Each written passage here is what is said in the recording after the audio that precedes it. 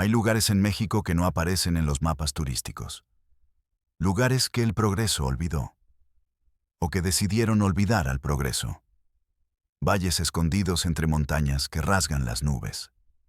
Comunidades donde el tiempo no corre, se pudre. Hoy vamos a viajar a uno de esos lugares. Un pueblo en el corazón de la Sierra de Juárez, en Oaxaca. Un lugar sin nombre oficial en los registros. Los locales lo llaman San Jerónimo. Pero los pocos de afuera que conocen su existencia lo llaman de otra forma. Lo llaman el pueblo de los primos casados. Una comunidad fundada en un secreto y sostenida por un tabú convertido en ley. Aquí, el incesto no es un crimen. Es una tradición. Una forma de protegerse. De preservar la sangre. Una herencia que se paga con el cuerpo y el alma de sus propios hijos. Esta es la historia de una pureza que envenena, de un aislamiento que deforma, y de una lealtad familiar que se ha convertido en una sentencia de por vida. Yo soy Mateo del Valle, y esto es Realidad Prohibida. Lo que estás a punto de escuchar desafía la lógica, desafía la moral. Te va a generar una profunda sensación de impotencia. Si eres de los que creen que estas historias deben salir de las sombras, no importa cuán incómodas sean, suscríbete. Dale fuerza a este canal, porque hay silencios que matan. Y el silencio que envuelve a San Jerónimo ha durado demasiado tiempo. Hoy, juntos, vamos a profanar ese silencio. Esta historia llega a nosotros a través de un hombre que nunca quiso ser un héroe. Solo quería hacer su trabajo. Se llama David Salas, un médico joven, recién graduado. Lleno de esa clase de idealismo que la realidad se encarga de aplastar. En 2019, le asignaron su servicio social. El destino. Una clínica rural en la Sierra de Juárez. Una clínica de una sola habitación en San Jerónimo aislado. El nombre era una premonición. El viaje para llegar fue el primer aviso. 12 horas desde la ciudad de Oaxaca. Carreteras que se convertían en caminos de terracería. Caminos que se convertían en senderos que solo una camioneta vieja podía subir. El aire se hacía más fino, más frío. El mundo se quedaba atrás. Cuando llegó, el pueblo lo recibió con un silencio denso. Un silencio que no era pacífico, era vigilante. Casas de adobe y lámina. Humo de leña en el aire. Y miradas que se asomaban por las ventanas. Desde los portales. Ojos oscuros, insondables, que lo seguían. No era hostilidad. Era algo más profundo. Una desconfianza ancestral. Él era el de afuera. Era una contaminación. La clínica era una pequeña caja de cemento. Estantes casi vacíos. Un escritorio de metal oxidado. Una cama de exploración con el vinilo roto. El olor a humedad y antiséptico barato. El gobierno había construido la clínica, pero se había olvidado de llenarla. Se había olvidado de que un edificio no cura. David se instaló. Intentó sonreír. Intentó presentarse. Recibió monosílabos a cambio. Asentimientos de cabeza. Una cortesía tan fría que quemaba. Supo entonces que no estaba allí para ser un médico. Estaba allí para cumplir un requisito, para que alguien en una oficina lejana pudiera marcar una casilla. Comunidad atendida. La mentira de la burocracia. El primer día no vino nadie, ni el segundo. Al tercero llegó una mujer. Traía a su hijo de la mano. Un niño de unos 6 años. Se llamaba Miguel. El niño no lo miraba. Tenía la cabeza gacha. David notó algo extraño en su rostro. El puente de su nariz era inusualmente ancho y plano. Sus ojos estaban muy separados, y cuando el niño finalmente levantó la vista, David vio que el iris de un ojo era azul y el del otro Café. Heterocromía. No es imposible, pero sí raro. David lo examinó. El niño tenía un soplo en el corazón. Le hizo preguntas a la madre. ¿Hay otras personas en su familia con ojos de distinto color? La mujer lo miró. Una mirada vacía. Es la sangre de nosotros, dijo. Nada más. ¿El padre del niño vive aquí? Sí. ¿Es su primo? La pregunta se le escapó a David. Fue un impulso, basado en rumores que había escuchado. La mujer no se sorprendió, no se ofendió. Simplemente asintió. Mi primo hermano, como debe ser. Como debe ser. La frase se quedó flotando en el aire viciado de la clínica. David sintió un escalofrío, a pesar del calor. El niño era producto del incesto. Y su madre lo decía con la misma naturalidad con la que se habla del clima. A la semana, llegó otra familia. Una niña con el labio leporino. Sus padres eran primos. Luego, un adolescente con los dedos de las manos pegados. Sin dactilia. Sus padres eran primos. Un bebé que no podía oír. Una niña con la columna vertebral torcida. Primos. Primos. Primos. David empezó a llevar un registro. No uno médico, uno personal. Un árbol genealógico del horror. Descubrió que en San Jerónimo solo había 4 apellidos. García, Cruz, Santiago, Martínez. Y se repetían. Se entrelazaban. Se anudaban en una maraña genética. Padre, Juan García Martínez. Madre, Sofía García Santiago. Abuelo paterno, Pedro García Cruz. Abuela materna, Elena García Martínez. Todos eran familia. Todos eran primos, tíos, sobrinos. El pueblo entero era una sola familia. Una familia que se estaba devorando a sí misma desde adentro. Una noche, no pudo más. Habló con la única otra persona que no era del pueblo.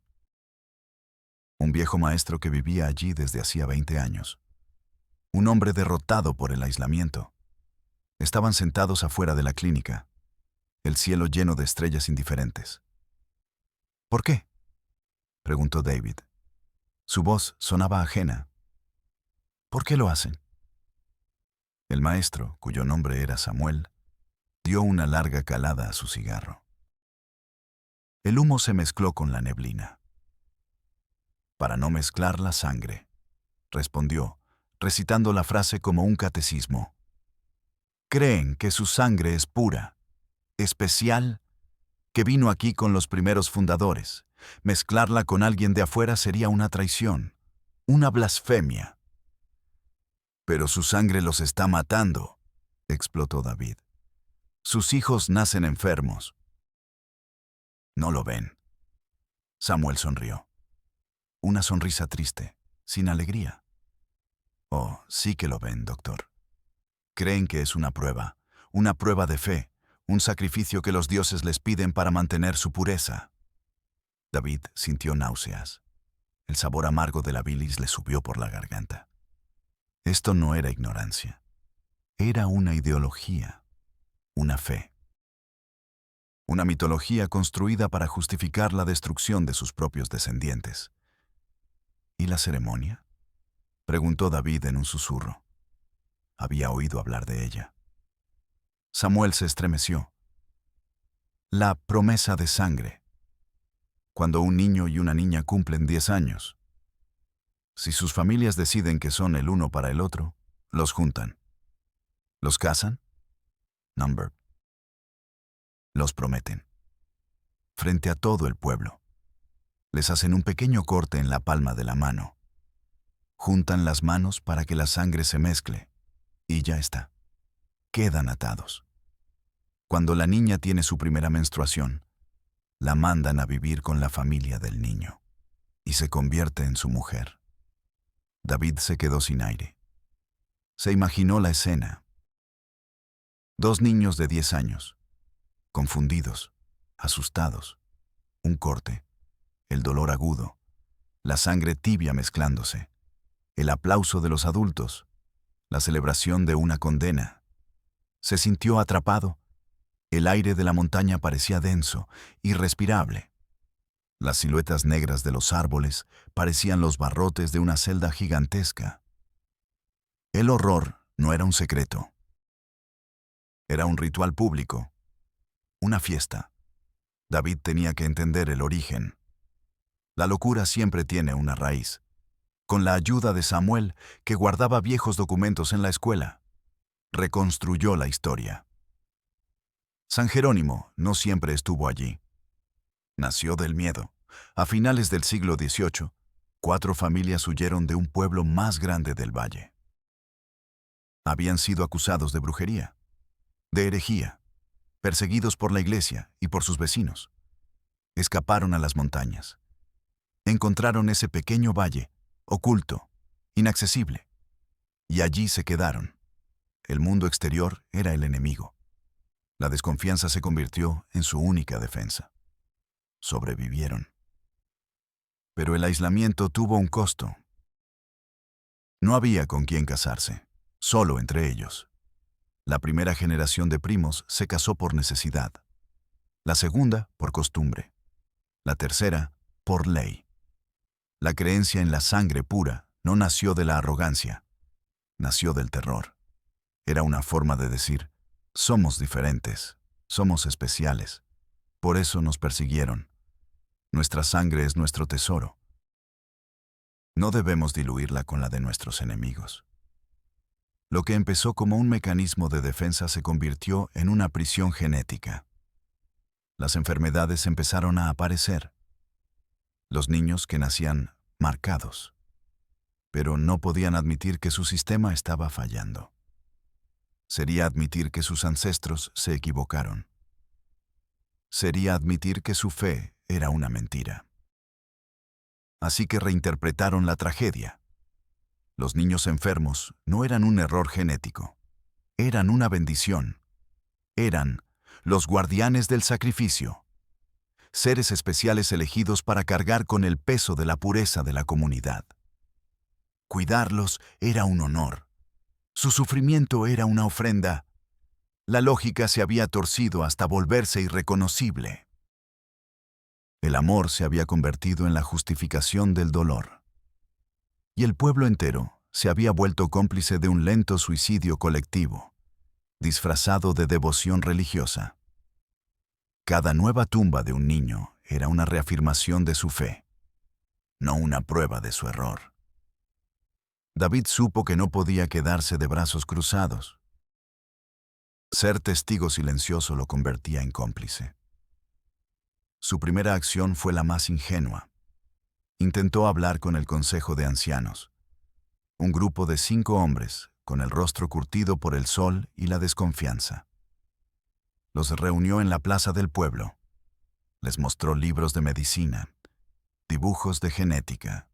Les explicó sobre los genes recesivos, sobre cómo la endogamia aumenta exponencialmente el riesgo de enfermedades. Habló con pasión, con lógica, con ciencia.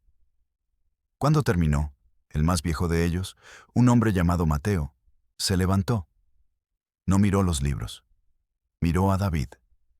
«Doctor», dijo con una voz rasposa, como de piedra molida, «agradecemos sus palabras.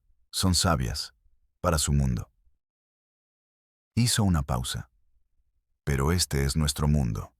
Y aquí tenemos otras leyes. Las leyes de la sangre. Las leyes de nuestros abuelos. Su ciencia es de la ciudad, es de afuera. Aquí confiamos en la tierra y en la sangre, y la sangre nos dice que debe permanecer junta». Señaló a un niño que jugaba cerca, un niño con la mano deforme. «Usted ve un error. Nosotros vemos la fuerza de nuestra línea, que es tan fuerte que prefiere manifestar una marca antes que romperse». David se quedó helado. Le habían arrebatado su lógica y la habían retorcido hasta convertirla en un argumento a su favor. La reunión terminó. Los ancianos se fueron, dejándolo solo en medio de la plaza, con sus libros inútiles, con su ciencia impotente. Entendió que el pueblo no iba a cambiar desde adentro. Necesitaba ayuda externa. Tomó la camioneta y condujo 6 horas hasta la cabecera municipal. Un pueblo más grande, con oficinas de gobierno. Entró a la presidencia municipal. El olor a café rancio y a polvo. Un funcionario, de bigote y guayabera, lo recibió sin levantarse. David expuso la situación de San Jerónimo con premura, con visible angustia.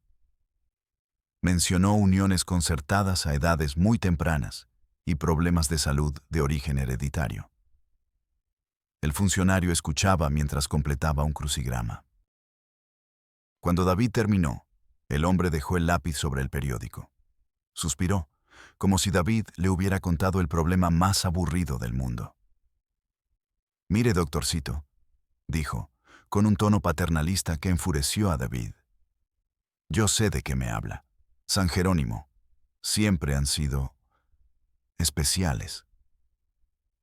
«No son especiales. Están en peligro», replicó David. El funcionario hizo un gesto con la mano para calmarlo. «Tranquilo, tranquilo. Lo que pasa es que usted no entiende. Eso que hacen ellos es usos y costumbres.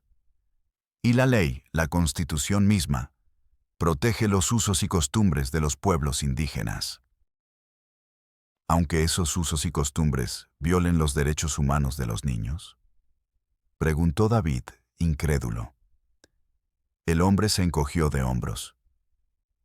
«Ahí es donde se pone complicado, ¿ve?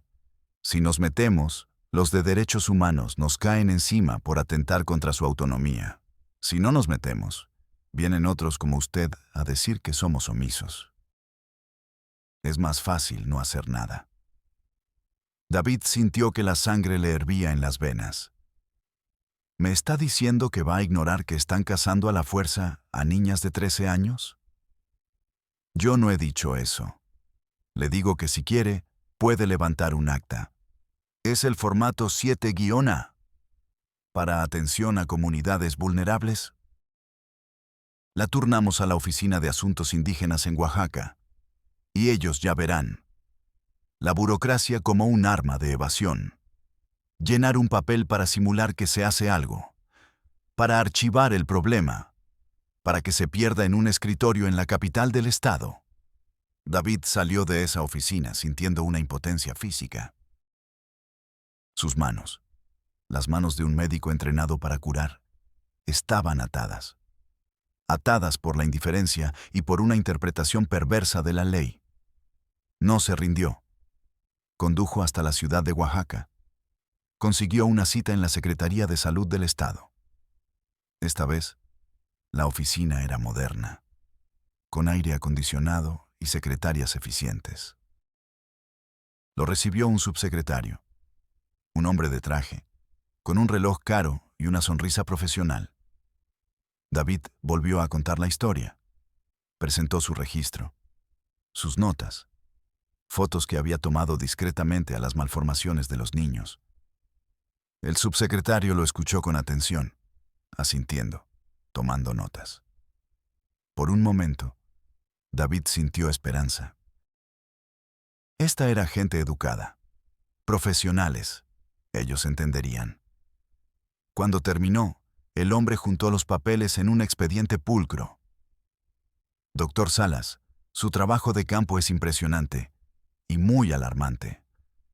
¿Entonces van a intervenir?, preguntó David. El subsecretario se reclinó en su silla de piel. Juntó las yemas de los dedos. El problema, doctor, es de jurisdicción. Las malformaciones genéticas son un problema de salud pública, sí. Pero la causa, los matrimonios consanguíneos, es un asunto cultural. Y el matrimonio infantil es un asunto legal, que le corresponde al DIF o a la Fiscalía. Estaba desmembrando la tragedia, dividiéndola en pedazos para que ninguna dependencia fuera totalmente responsable. Pero todo está conectado, insistió David. No se puede separar. El subsecretario bostezó. Un bostezo rápido que intentó ocultar con la mano. Pero David lo vio. Y ese bostezo fue una bofetada, la manifestación física de un desinterés absoluto. «Escuche, Salas», dijo el hombre, su tono volviéndose más frío. «Aprecio su celo profesional. Pero usted es un pasante, no entiende la política. La sierra es un polvorín. Si el gobierno central empieza a meterse a decirle a las comunidades cómo deben casarse, se nos incendia el Estado. Nadie va a arriesgar la estabilidad política por un pueblito perdido que ni siquiera aparece en el censo». Luego vino la frase que destrozó la última esperanza de David. «Mire, si usted me trae un informe de una epidemia de cólera, de desnutrición aguda, algo que podamos medir, cuantificar y para lo que tengamos un presupuesto, podemos mandar brigadas mañana mismo. Pero esto es cultura. Y no tenemos un formato ni un presupuesto para cultura dañina. Lo lamento. El sistema no estaba roto. Funcionaba perfectamente. Funcionaba para protegerse a sí mismo. Solo respondía a las crisis que encajaban en sus formularios. La tragedia humana sí era demasiado compleja, demasiado cultural. Simplemente no existía. David se levantó. No recogió sus papeles. Sabía que terminarían en la basura en cuanto saliera por la puerta. Salió del edificio de gobierno al bullicio de Oaxaca. Los colores de la ciudad, los sonidos, los olores. Todo le parecía falso, obsceno. Un decorado que ocultaba realidades como la de San Jerónimo. Se sentó en una banca del Zócalo. Se sentía vacío, derrotado. Había chocado contra el monstruo de 1000 cabezas, el monstruo de la indiferencia, de la burocracia, del cálculo político, y había perdido. Su servicio social terminó unas semanas después. Tuvo que irse de San Jerónimo. El día que se fue, mientras subía sus cosas a la camioneta, vio a una niña. Se llamaba Itzel. Tendría 14 años. David la había atendido varias veces. La vio parada en el portal de una casa. Su vientre estaba abultado. Estaba embarazada. A su lado estaba su esposo, un muchacho de 16 años, su primo. Itzel lo miró, y en sus ojos, David no vio alegría, ni esperanza. Vio la misma resignación que había visto en su madre, y en su abuela.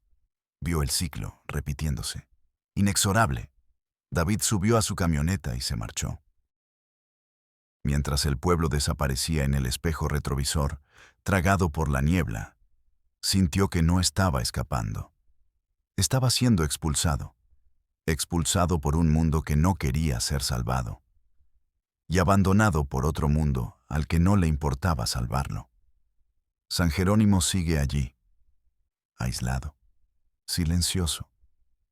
Los niños siguen naciendo con los ojos de 2 colores, con los huesos torcidos, con el corazón roto, y la comunidad sigue celebrando sus promesas de sangre.